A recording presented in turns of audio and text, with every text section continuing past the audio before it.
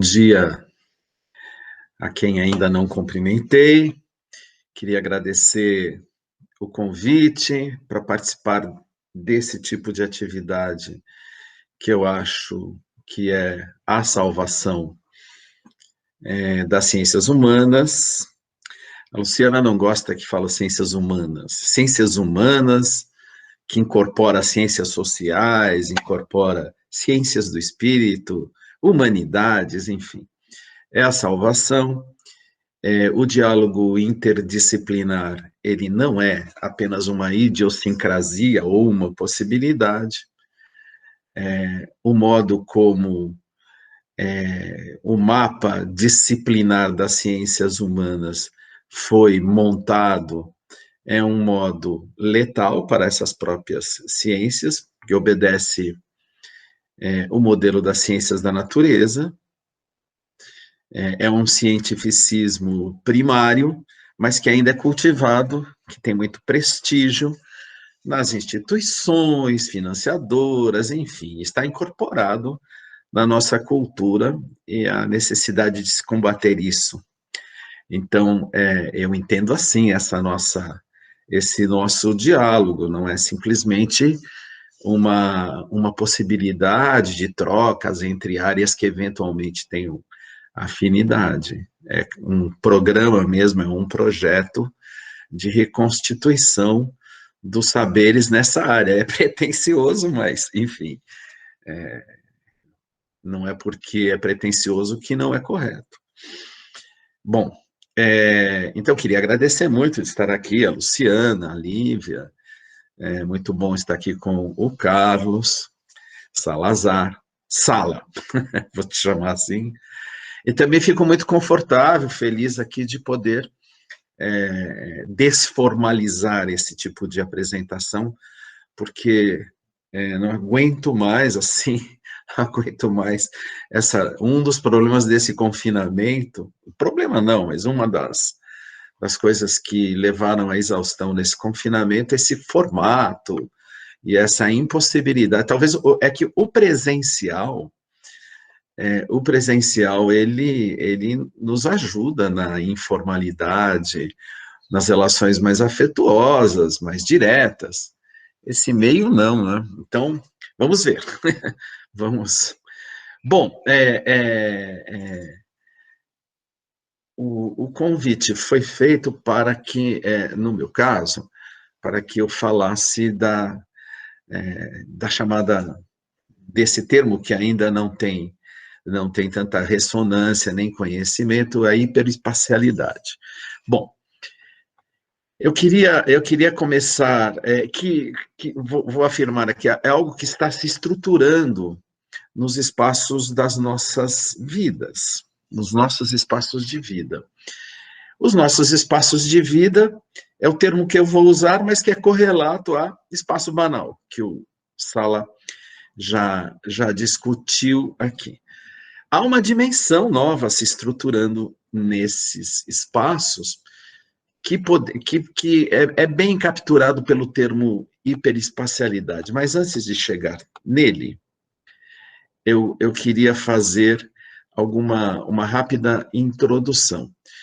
A primeira coisa que eu queria dizer é que, a despeito dos avanços teóricos recentes no campo da geografia, mas não só da geografia, avanços teóricos relativos à discussão sobre os espaços das nossas vidas, esses espaços permanecem ainda com uma consideração aquém do que seria necessário para refletir sobre as realidades que vivemos. Eles ainda são o espaço, não é? Vamos agora reduzir a expressão, o espaço ainda é um ponto cego no entendimento, na inteligibilidade das realidades, da realidade contemporânea. Ele é mal compreendido já na sua própria definição. Como eu estou aqui afirmando que ele é um ponto cego, então sempre tem essa situação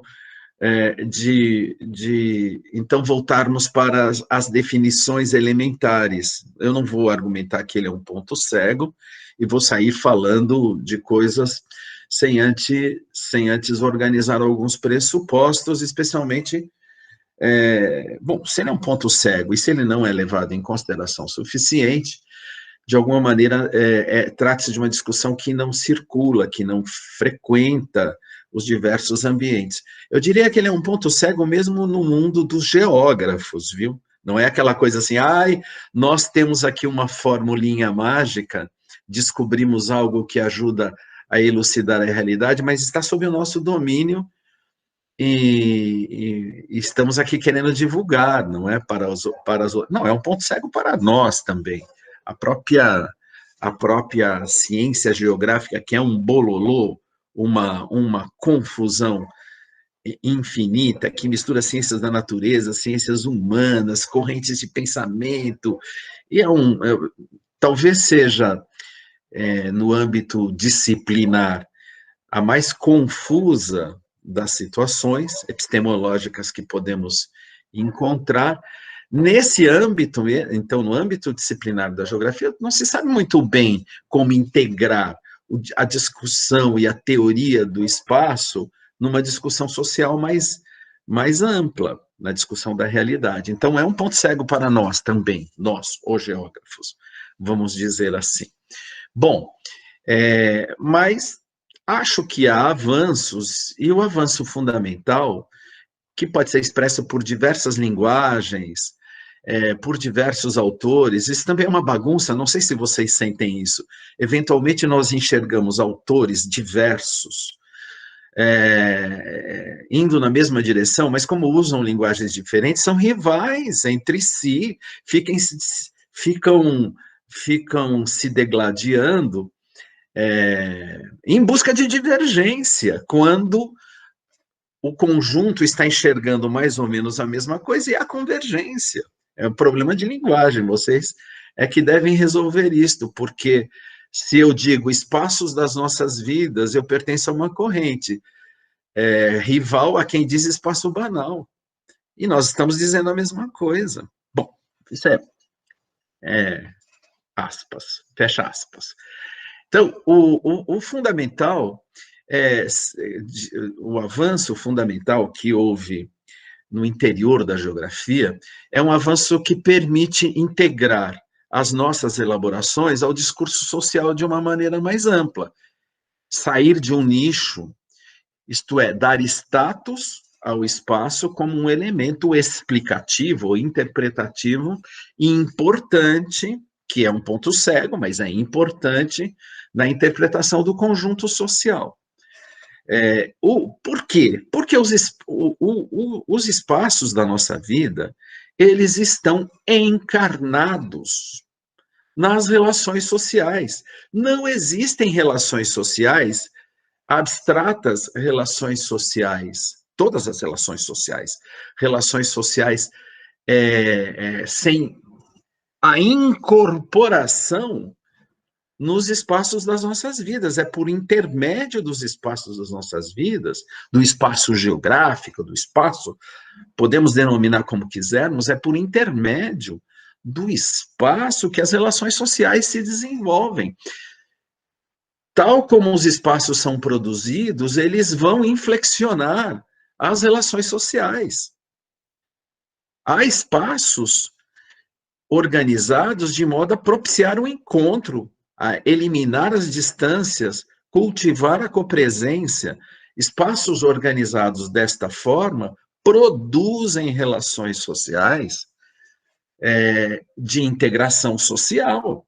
Espaços organizados de modo a produzir afastamentos, seleção das relações, segregações diversas, que compõem a complexidade da vida social, eles promovem menos relações, menos integração, promovem...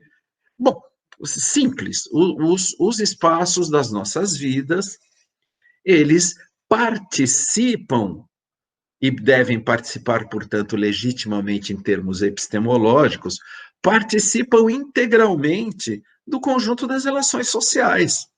Então, aquela bobagem que sempre pensamos, que os espaços são apenas resultado do que fazemos, que os espaços não são... Eles são completamente ativos. Eles são ativos, eles são ativos, mas, porém, não são autônomos.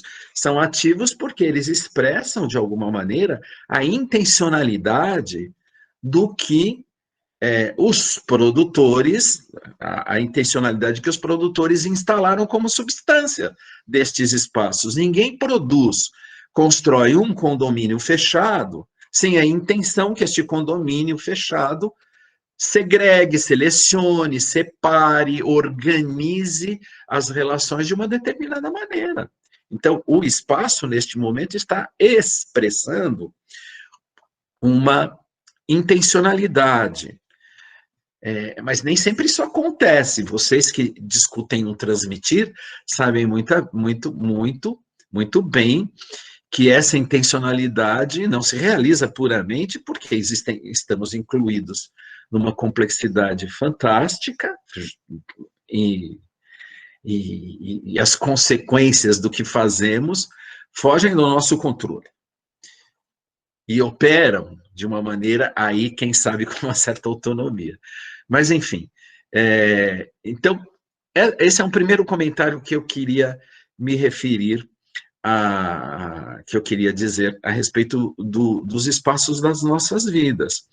Eles têm legitimidade no campo epistemológico para pensar a sociedade, porque as relações sociais estão encarnadas no espaço, elas estão encarnadas e elas estão inflexionadas pelos espaços que produzimos. Bom, dito isto, vamos discutir uma outra coisinha, que é um desdobramento disso. O espaço não é uma realidade estática, embora ele tenha uma dimensão material, digamos, um pouco mais rígida, e que se transforma no tempo mais lentamente, mas ele não é só uma realidade material, ele é uma realidade imaterial no sentido, é melhor não usar imaterial, o Carlos ele é uma realidade que não tem fisicabilidade necessariamente, mas tem materialidade,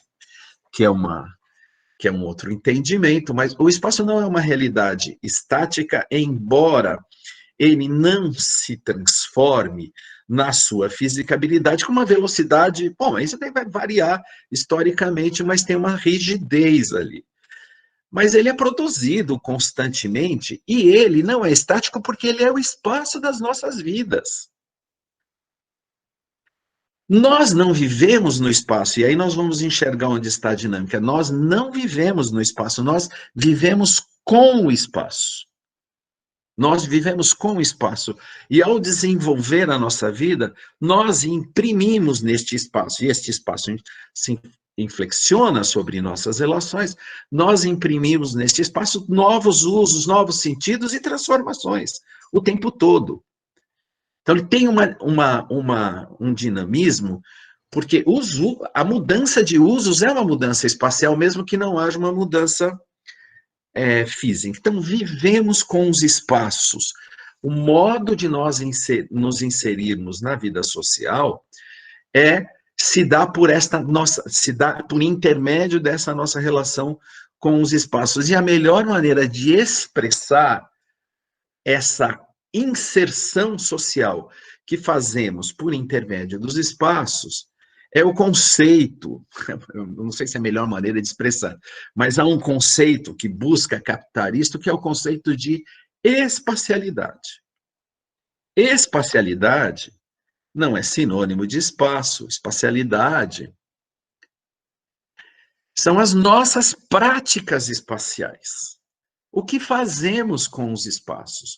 Quais são os usos estratégicos que os atores sociais, e aí atores, desde o pequeno ator social, indivíduo, membro de comunidade, membro de sociedade, até os grandes atores sociais, as grandes corporações, o Estado, o capital, esta coisa toda, os atores sociais diversos têm suas práticas espaciais, têm seus usos estratégicos do espaço, na medida que conseguem controlar, mas também são submetidos a espacialidades que não são determinadas só por eles e que os constrangem.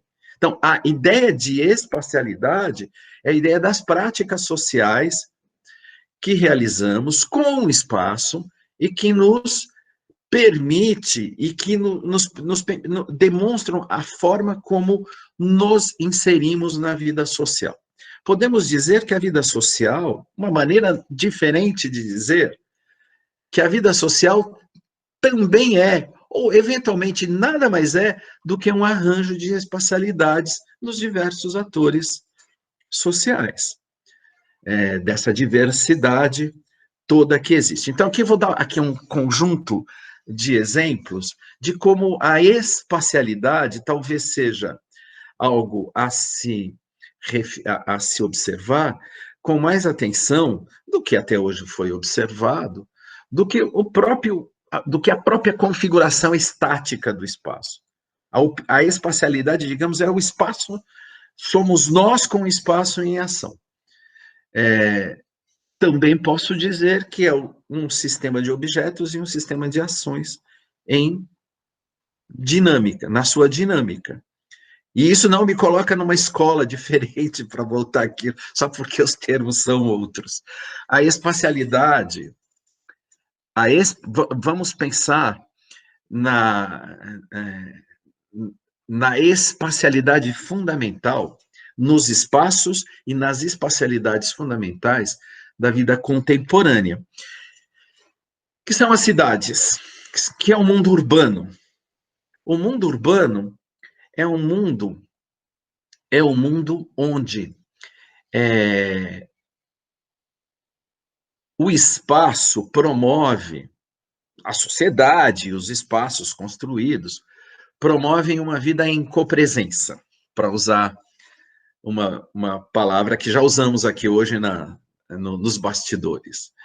Promove uma vida em copresença, isto é, o sentido da cidade, tão desconhecido também, o sentido da cidade, que resulta de uma construção humana, que é resultado da experiência humana, não é uma necessidade. O humano não tem necessidade de viver em cidades.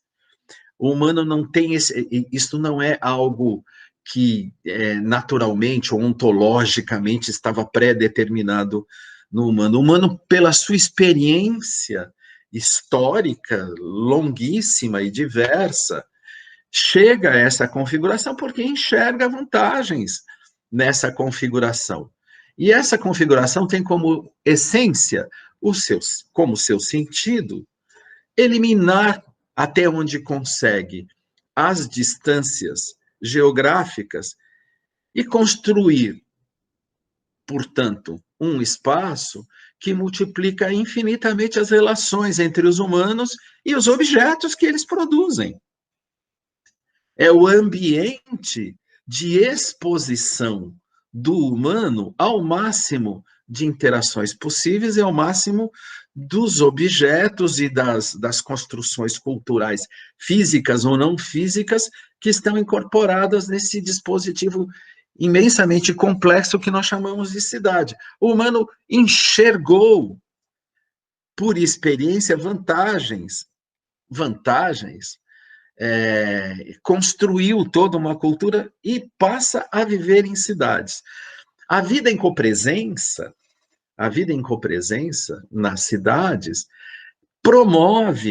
permite, em tese, para cada ator social, espacialidades ricas, no seguinte sentido: se eu entender o espaço urbano ou uma cidade como uma condensação da diversidade de produções culturais, de produções sociais, de produções psíquicas, artísticas, de produção física, de engenharia, de arquitetura, se eu considerar que o urbano condensa toda esta diversidade física e cultural, toda esta diversidade filosófica, científica, tudo isso é filho da cidade.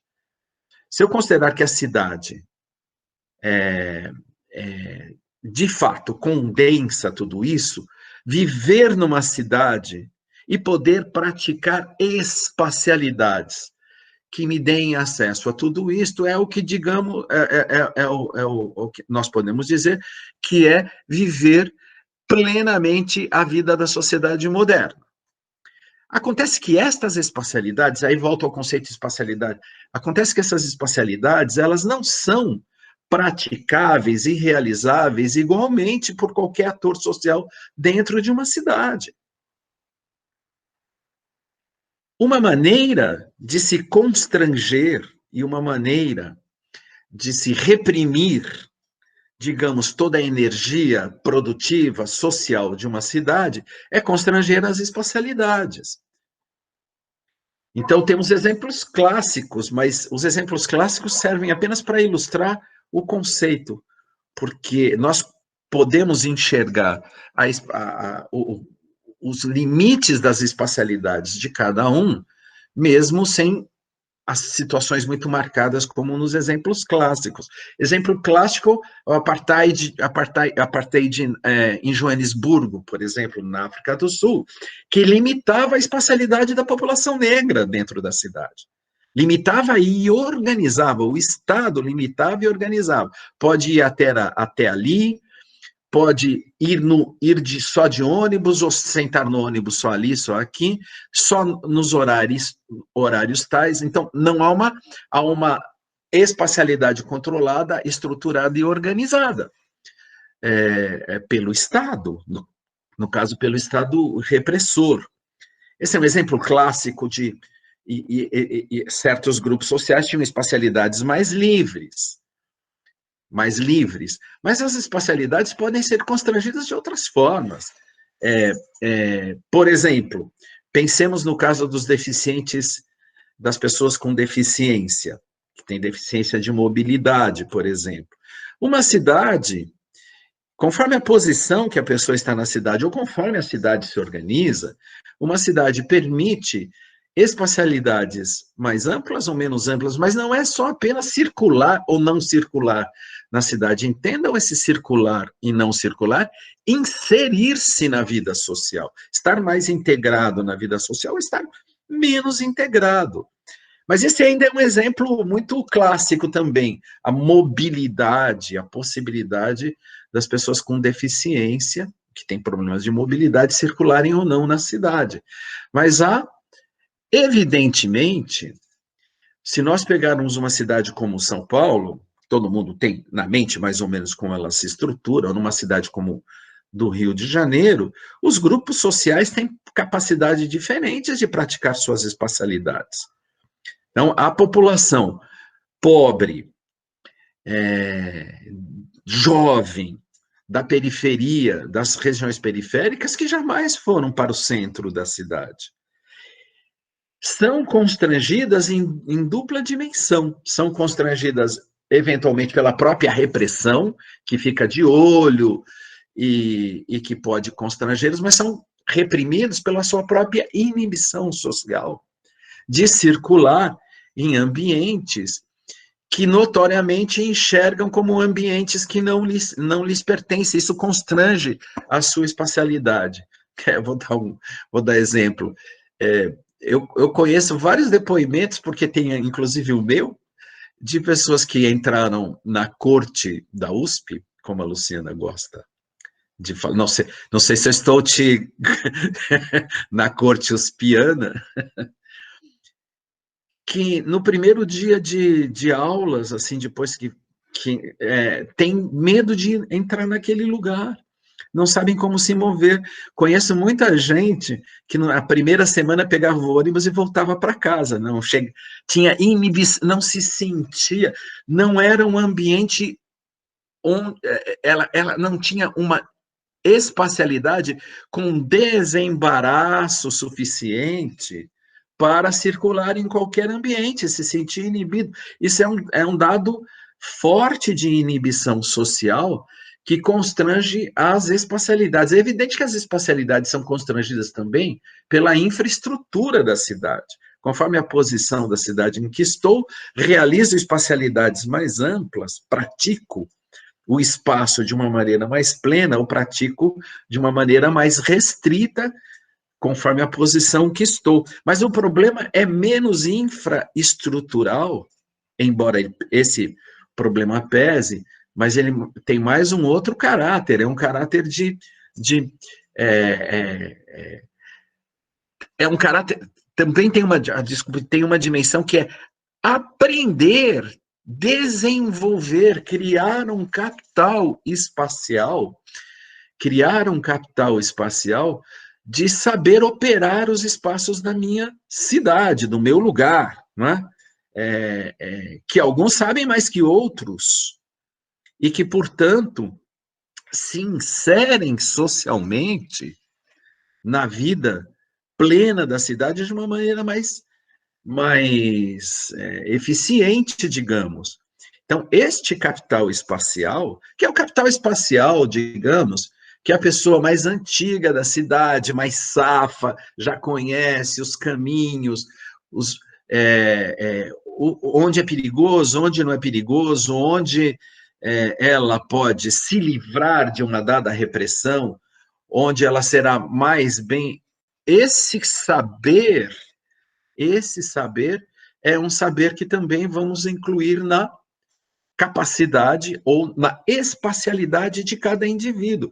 Cada indivíduo, cada ator social constrói a sua própria espacialidade com os recursos que estão presentes. E um dos recursos é a sua própria capacidade de aprender, de saber utilizar estrategicamente esses. Eu não sei se está bom isto aqui sobre espacialidade, mas as espacialidades, medir a capacidade de cada um praticar os seus espaços, é algo fundamental para entender a maior integração na vida social ou as situações de segregação. Situações de segregação são situações não apenas de morar num bairro X, Y, Z isolado. A situação de segregação ela se complementa quando eu vivo num bairro X, Y, Z isolado e não posso praticar espacialidades muito para além dele. Muito para além dele. Então, eu posso ter vivido na minha juventude num bairro periférico mais ou menos isolado, mas eu não tinha a minha circulação na cidade constrangida. Um jovem branco, não sei o quê, de boa aparência, bem escolarizado, circulava e conseguia acessar os recursos da cidade e ir rompendo com as amarras da inibição social mais facilmente. Então, a segregação não é assim, você vive num bairro segregado. Não, você vive num bairro segregado, mas a segregação se completa se as suas espacialidades, se as suas práticas espaciais para além do seu bairro são excessivamente constrangidas. Bom, então, essa é mais ou menos a ideia. É evidente que essa ideia de espacialidade permite, isso daí não é nem o começo de uma discussão, isso é uma jazida recém-descoberta, viu, Carlos? É um pré-sal epistemológico a ser explorado, espero que bem baratinho, não precisa ser de $70, $5 o barril. É uma jazida a ser explorada, porque essa é um caminho que eu imagino bastante fértil para não é um propósito, é um jeito de inserir o espaço no entendimento da dinâmica social. Não, isso está faltando para entender a dinâmica social. Saber como os espaços das nossas vidas integram um saber social. Veja, mas não é só isto, é que os espaços das nossas vidas estão implicadíssimos na transmissão cultural. Estão implicadíssimos na transmissão cultural, mas isso é um segundo assunto. Eu vou encerrar aqui, entrando agora no tema da hiperespacialidade.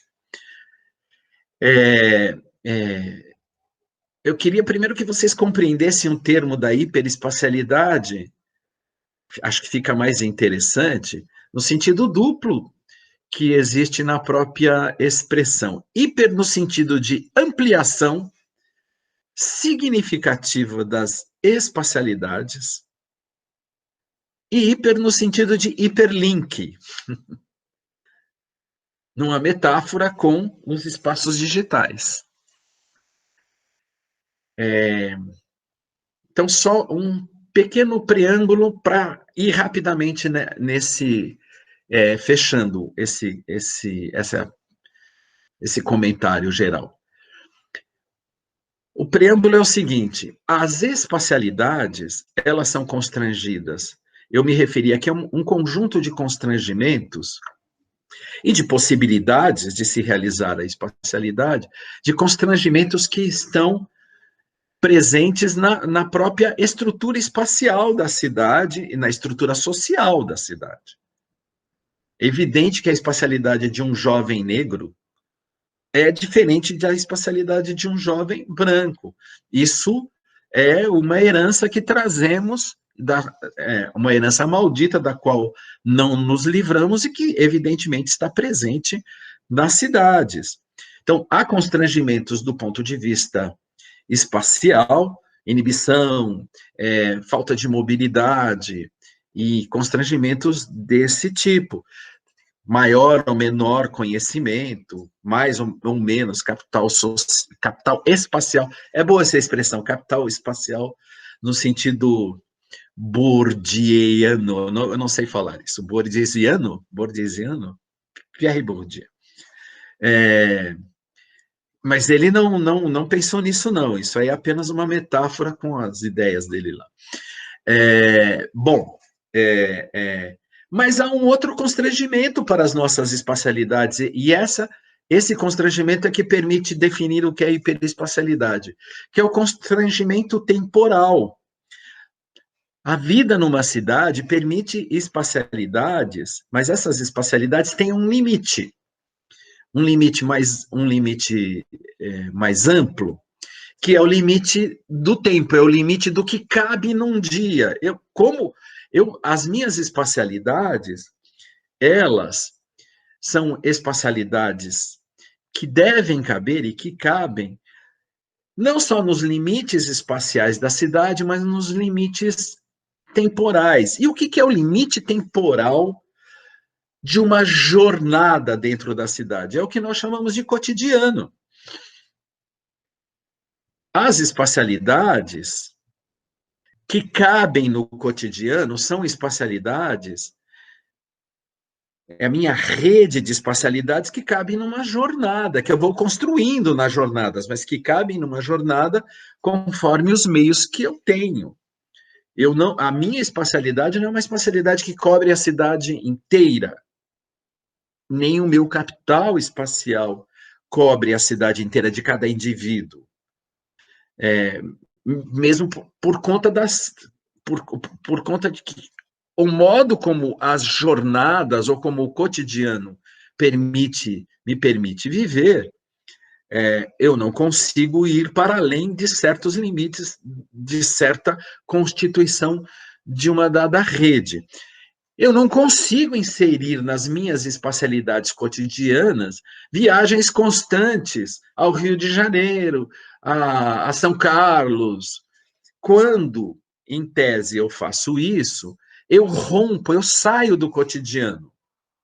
E aí realizo uma viagem. O que é sair do cotidiano? Eu abandono toda a minha agenda, toda a minha rotina dentro do cotidiano e realiza uma atividade que é claro que nós chamamos de viagem, saiu do cotidiano, foi para um outro lugar, viver outras circunstâncias, fui praticar uma outra espacialidade num outro lugar, mas que não é rotineira. E que eu faço eventualmente, não faço todo dia isso.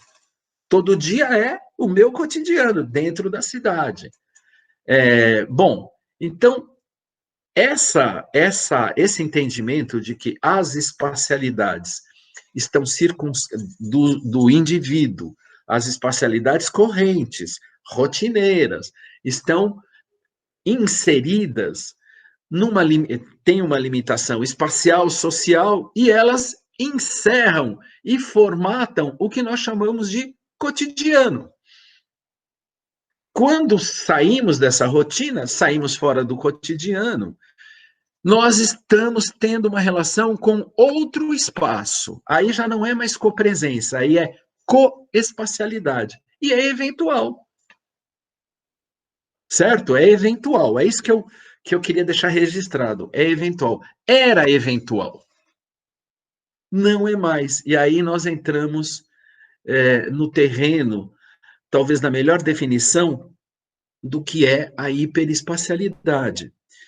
A hiperespacialidade é aquela situação, evidentemente, propiciada pela revolução digital, que implicou num aumento impressionante da conectividade e que também desenvolveu meios de ampliação do capital espacial dos indivíduos, mas não só de indivíduos, de empresas e corporações que vendem esse capital para os indivíduos. A hiperespacialidade, ela é resultado de uma revolução digital que permite a coespacialidade, isto é, a relações de um espaço com o outro, das pessoas, evidentemente, das coisas, de um espaço com o outro, no cotidiano. Não mais eventualmente, não mais numa viagem, no cotidiano. Existem operações, evidente que isso já acontecia, mas também era eventual. Acontecia por intermédio de uma ligação telefônica, acontecia por intermédio, mas não com essa instantaneidade e essa multiplicidade, essa escala imensa de ações se desenvolvendo num espaço dado, comandadas neste momento por outro espaço, de outro espaço. Então, exemplos da coespacialidade. Agora, exemplos caseiros, prosaicos, só para mostrar como como isso se inseriu no nosso cotidiano. Eu tenho um filho que está dormindo aqui, que estou vendo, não acordou ainda, nossa, 10 da manhã, que foi a Londres, que foi para Londres há 2 anos atrás. E como ele foi para Londres? Ele organizou toda a viagem aqui, e ele já estava interagindo com o espaço da cidade, no mesmo momento.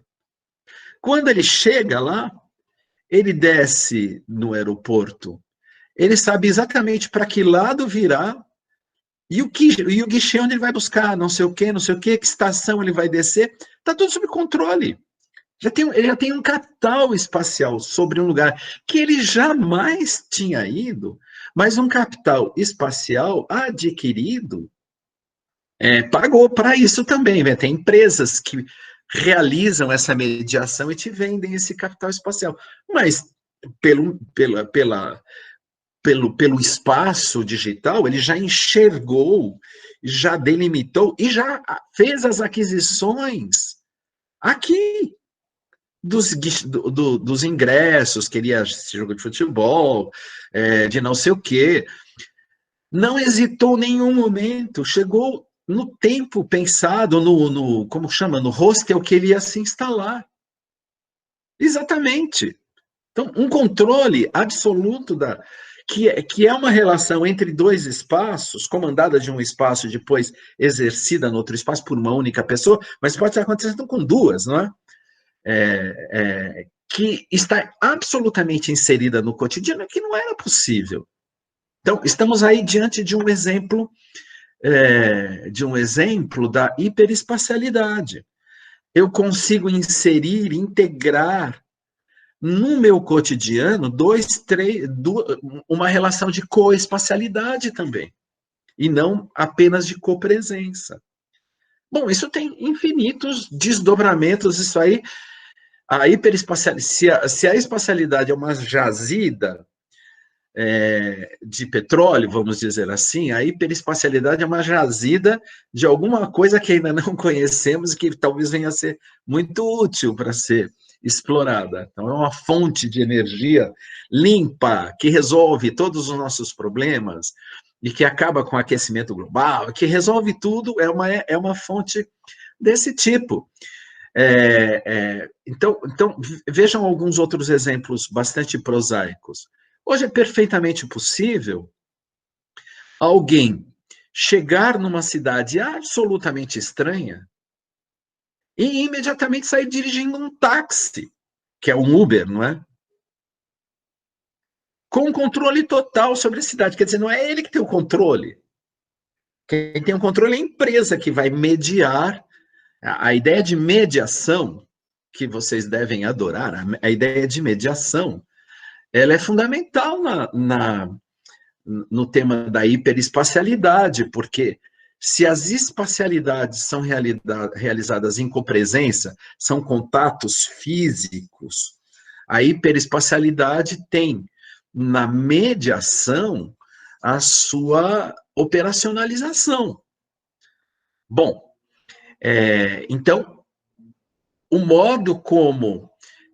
vejam só, hoje nós operamos uma compra, pegar um exemplo mínimo de tudo, operamos uma compra no supermercado, comandada de dentro de casa para alguém que está fotografando para mim uma coisa lá o cara do Rap, que eu já vi gente fazendo isso, que é incrível, fotografando sei lá, a garrafa de óleo de azeite, dizendo, ó, tem esse aqui, dona, e a dona aqui desse lado está com...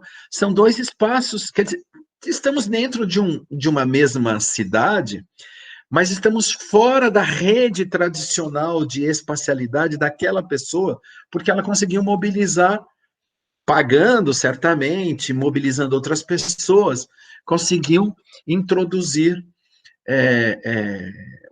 por intermédio de uma mediação, conseguiu ampliar as suas espacialidades, transformando a sua espacialidade numa hiperespacialidade, que é a espacialidade do motorista do Uber, que eu já até comentei uma vez com o Carlos e com a Luciana, do trabalhador chileno que vai no verão a Santa Catarina, a Florianópolis, aquela cidade progressista do Brasil,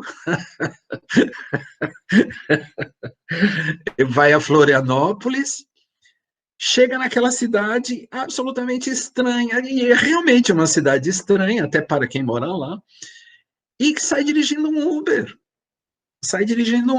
E fatura não sei o que, aluga um carro, e conhece, quer dizer, ele divide a cognição mínima que ele tem de cidades e lógicas urbanas com um mediador, que vai cobrar, né, que vai explorá-lo, tem essa discussão também. Bom, então, a ideia de é evidente que essa ideia de espacialidade, de hiperespacialidade, pode chegar a uma escala global. Uma cidade que dá acesso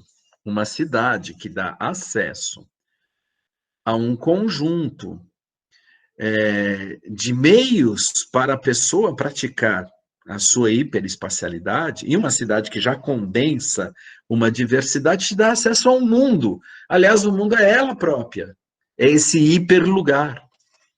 Então, nós podemos levar a discussão para várias escalas. Bom, era isso que eu queria dizer, mas quero dizer mais uma coisinha. A também um segundo plano a ser explorado aí. O que acontece com os indivíduos expostos a essas novas realidades espaciais?